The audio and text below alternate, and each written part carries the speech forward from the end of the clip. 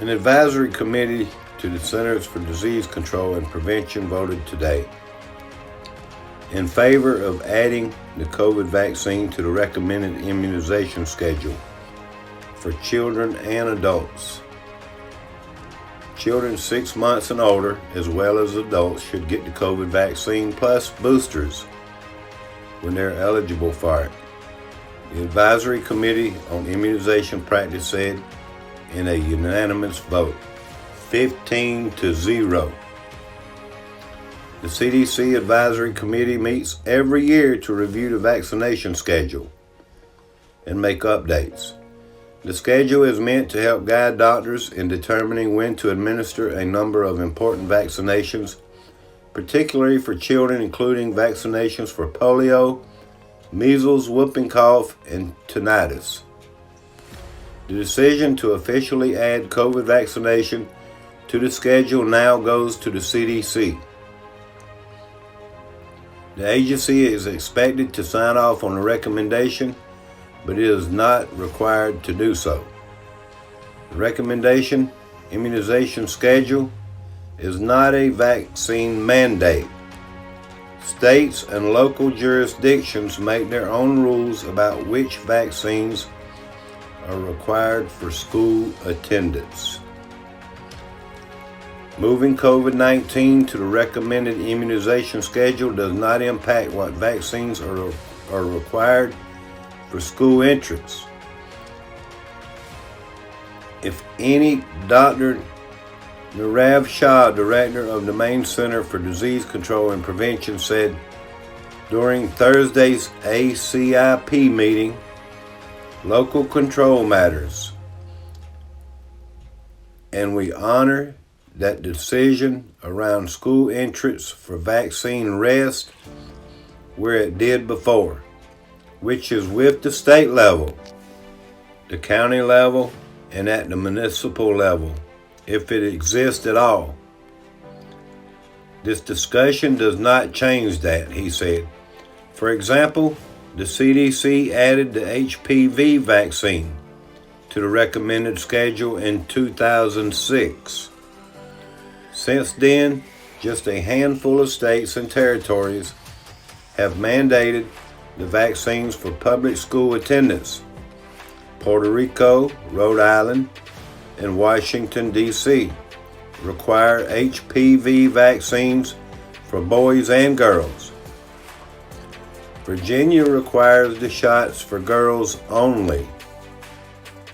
The advisory committee regularly makes tweaks to the schedule. Last year, for example, a vaccine for Dengue was added for children who live in places such as Puerto Rico and American Samoa, where the virus is endemic. The committee may also update which strain-specific vaccine to recommend for certain illnesses such as pneumonia. The immunization schedule is the gold standard, meant to help clinicians determine which vaccines they should recommend and when, Dr. Julie Morita said. Morita is also a former public health commissioner for Chicago and a former practicing pediatrician. I used to look every year, waiting for this vaccine schedule to make sure I was following the best vaccination guidance available. The CDC's recommended vaccination schedule also provides guidance to insurance providers, which tend to cover vaccines on the list. That will be important next year, when federal funds to cover COVID vaccines are expected to run out, and the burden will shift to the private market.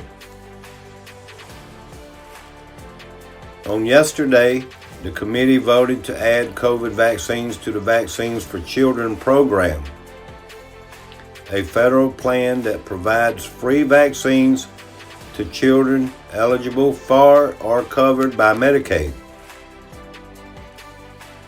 By adding it to the VFC program, Morita said, it now makes these vaccines available to these uninsured and underinsured children. Vaccination rates among children overall have been dropping dramatically in recent years, particularly throughout the pandemic. COVID cases in kids have been declining in recent weeks, according to the American Academy of Pediatrics. Nearly 28,000 cases of COVID in children were reported in the U.S. last week. It was the first time since early April that the number of new weekly cases have dropped below 30,000. Kids now represent 13% of new COVID cases.